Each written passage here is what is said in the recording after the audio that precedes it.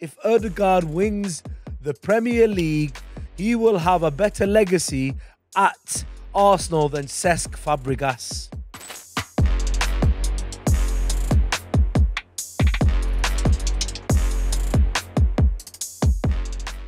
So guys, it's the international break and we are here to discuss everything that is the Premier League, the top four, the title race, the FA Cup, Conte not been sacked yet, although by the time this video is out, he might be, and so much more. Even the Champions League we could have a discussion about. Guys, it's a really short summary of what's happening. And at the moment, we're looking at the Premier League title and we're seeing Arsenal on top. Unfortunately for all the other fans, I think at the start of the season or a quarter of the way through, a third of the way through, every single non-Arsenal fan was probably thinking, do you know what? They're playing amazing football. Yo, let them go win it. Let them take it away from Man City. Let them take it away. It's nice that Liverpool have dropped off this season. But by this time now, we've all realised the actual reality of who Arsenal fans are. As soon as they got a bit of glory, yeah, they just went off, man. They become dislikable. They become cocky. And they started making remarks like, and this is the worst thing, right? This is big Livs. Yo, we love Livs. Yeah, we love Livs. Big influencer. Big Arsenal fan influencer as well. Always on AFTV. On his own Instagram. It's always popping. We love Livs, yeah? But come on, man. The guy said, if Ødegaard wins the Premier League, he will have a better legacy at Arsenal than Cesc Fabregas. And then I thought that was ludicrous. So I put that to Faz, our fellow urban baller, who I'm sure will debate this in a longer debate another time, in another video. But he seemed to agree. Another one in the comments, a good friend of mine growing up, Sham. Bro, love you, Sham, yeah? Love you.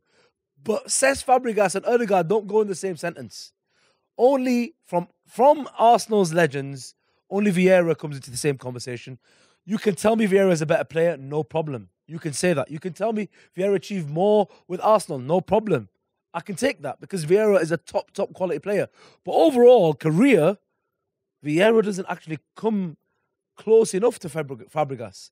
Fabregas' career is just trophies and gold medals and winning the World Cup and back-to-back Euros and Champions Leagues and being part of the best Barcelona side that's ever played, then coming back to win the Prem with Chelsea. And that was obviously the thing. That's the reason why Arsenal fans are annoyed. I know, because he went to Chelsea. But he gave you 8 years of his life, man, Arsenal fans. He gave you 8 years of his life. He only won the FA Cup at that time. Him and Henry were the only two players playing. Henry leaves to Barca. He was only there for 8 years, by the way. Why we're not talking about him in the same way, who left to the same exact club to get trophies. And then 6 years, trophyless, 6 years, and he was the captain, he was the main man, one of the best midfielders to ever play in the Premier League. And these guys are saying Ødegaard has a better legacy at Arsenal than Cesc Fabregas. My question to you is, if Cesc Fabregas was playing today, that Cesc Fabregas from about 06 to 2010 with the captain's armband, would Ødegaard even get a game ahead of him? I don't think so. Maybe you play them in a different position, yeah. But if the choice was Cesc Fabregas or Ødegaard, you know Cesc plays. One of the best, he's a generational talent. Ødegaard is a very good player, but he's not a generational talent. Let's be real. He's a good player. He's an okay captain. And I hope, for the sake of Cesc Fabregas' legacy at Arsenal, yeah, I hope that Ødegaard doesn't win this title. And you know what? I love Saka. I love Martinelli. I love, from a footballing sense, what a fairy tale. I love it. And Mikel Arteta coming back to coach Arsenal. I actually used to like him and rate him so highly as a player as well. So as a football thing, as a football fan, I love it. However, my issue with this is the Arsenal fans, they're getting to me. And we've been to the Emirates too many times, and they're not just getting to me. Anyone who's not an Arsenal fan can see it. But it does look like that they are 8 points clear. I know City have a game in hand. Let's say they're 5 points clear. It's getting close now. It's getting close to the end of the season. Can City claw it back? Haaland's in that mad form. And I actually believe Pep actually wants the Champions League. I know it would be nice for him to take the Premier League off Arteta, just to show I'm still the boss. You're still my assistant. I know. Pep wants that. And he doesn't. Pep will never, ever give up on a Prem. His Prem win rate is better than anyone who's ever existed in history before. This guy wins, what, 4 out of 6 he's won, and he might go on to win 5 out of 7. Ridiculous, right? He's a ridiculous Premier League manager, right? He is the best that's probably ever existed. Maybe Sir Alex Ferguson, but in terms of how quickly he's just been winning and winning and winning, yeah, it's a different time, different funds, different whatever, different discussion. But from this generation of managers, no one else can come close. And it's ridiculous. But I do think Pep has his eyes on the Champions League, and he's still in the semi-finals now against, is it Sheffield United? Is it Sheffield United in the semi-finals of the FA Cup? They can take that off Man U as well, Man U or Brighton. They can still do a treble. So City is not over yet, and they know this part of the season now. City know it better than anyone else. So can they do it? Can they not? I actually want them to do the Prem. Of course, as a Manchester United fan, I don't want them to do the FA Cup. If they go to win the Champions League, I know Man United fans will hate, Arsenal fans will hate, Liverpool fans will hate, every fan of Premier League clubs will hate, because now they don't have anything on City, because City would have won the Champions League.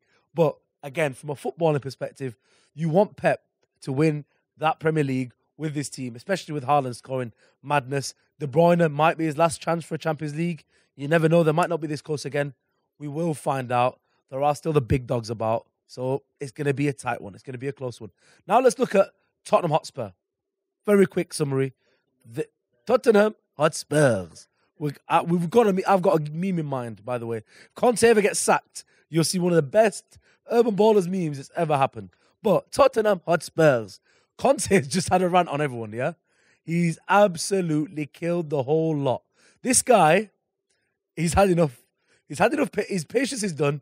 He thinks, give me a breach of contract. I'll leave tomorrow. Don't have to pay me. And I do think I've listened to the radio today, and I heard a very good perspective. Why he hasn't been sacked yet? Somebody was saying that because there's clauses about him getting the Champions League or not. If Tottenham get the Champions League this year, whether they sack him or not, they have to pay him a bonus. So they're probably thinking, let's just keep him here. He gets the Champions League places, no problem. He doesn't get them, no problem. At least we're not wasting money on another manager. End of the season, you can find another manager. There's no point replacing him right now. But I think it's just a bit awkward now for the players to come back and face Conte. But from my personal perspective, I rate Conte because I think but Conte, I think he's probably already said that to his players in the dressing room before he's gone in. Because Conte is that type of manager that does that. He'll say it straight to their face. And Matthew, what's it, Doherty, the one that plays for Atletico at the moment. He said the same thing in the interview. He goes, Conte is the same. He'd say the same thing that he says in the press conference. He'll say it to his players. He'll say how shit they are or how good they are. He'll say it to their face. So he's not gonna hold. So he's not gonna hold. But to be fair, so I agree with that. I think that's true. But the reports are that he left the changing room, didn't say much that day, and he went into the media and he just let it off. But I agree with you 100%. He said this to the players before, but he was vexed. And you know what? I understand how it feels. I've been there. You're winning 3-1. You're winning 2-something. And the team just crumbles. And you can only blame the people who are on the pitch at that point. Tactics can't be blamed. You're playing the bottom of the league, man. You're 3-1 up at 77 minutes. What are you doing? How are you losing that game? This guy thinks, and it is. It's a Tottenham Hotspur's football heritage or legacy, or I don't know how Chiellini described it. I think he described it as football history. They don't have history, man. And again, as a Manchester United fan, I always come back to this, but that's why I don't want Harry Kane. We don't want to touch that. We have football heritage. We have football legacy. Yeah, even though, ironically, Mourinho said that about Manchester United at a bad time. But I don't want Harry Kane as our striker because at the end of the day, Harry Kane comes, he brings with him, he's a serial loser. And I think you only hear this on the Urban Ballers. He's an amazing striker, technically unreal, unrivaled. But at the biggest moments, he flops for England and for Tottenham. Simple as that. And we'll leave that one there. The other thing, obviously, we need to speak about is how it's hotting up for the top 4. It looks like Man U should get top 4. Newcastle can catch them. Liverpool with an outside chance. Do they have enough? I think they have enough, but things have to go their way. Tottenham have to really, even though they have 2 games in hand on Tottenham, so they can catch them. Tottenham really have to mess up, and Newcastle have to mess up for Liverpool to get that 4th spot. I don't think Liverpool can catch Manchester United from what I've seen of the league table right now. But you know what? It's an international break. Things can change. And you know what? Again, for those Liverpool fans with their 7-Up videos and with this and with that, of course, we hope they're humbled this year. We know they're going to be back. I know on the Urban Baller, they said it was the beginning of the end for Liverpool. But if they make 2-3 very good signings in the summer, they're going to be competing again. You can see it's going that way. So maybe we just be happy. The rest of the football fans can just be happy that they're not as influential this season. So with that is our summary. Look out throughout this period. We're going to have the top 10 strikers video. Really good video. Looking forward to it. And a few other little pieces of content that are not going to be about the international break at all. Is that right, Abdi? Yeah? Yeah, we're not covering international break. Unless if something crazy happens, who cares about it, really? We only cover the big tournaments, of course. I actually forgot, on Man United as well, can they get the FA Cup, man? I know Brighton is a difficult game. But from what we've seen of this United side, that victory over Fulham, man. It looks on the side, man. It looks on our side, but look, the manager's impacted the game well again. Brought on Anthony. He's going to change the game. That penalty was a penalty. It would have been a goal otherwise.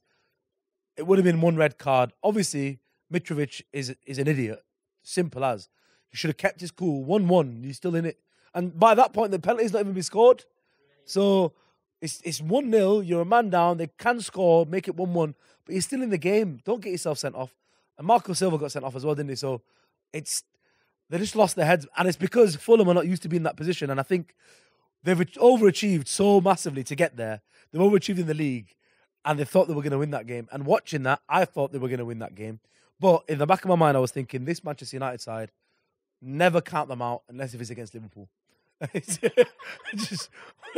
Or if it's City away. Like, against the big teams, you can count them out sometimes. We have seen it. But actually, you can't count them out, and they will improve. But Brighton is a big, big, big test. It's a different game. A team that had our pants down at the start of the season as well. So, yeah, is it redemption time? Do we hit them back when it matters most? That's great for the Manchester United fans. But for Brighton fans, Mitoma, man. Mitoma, Ferguson. I'm just seeing so much sauce.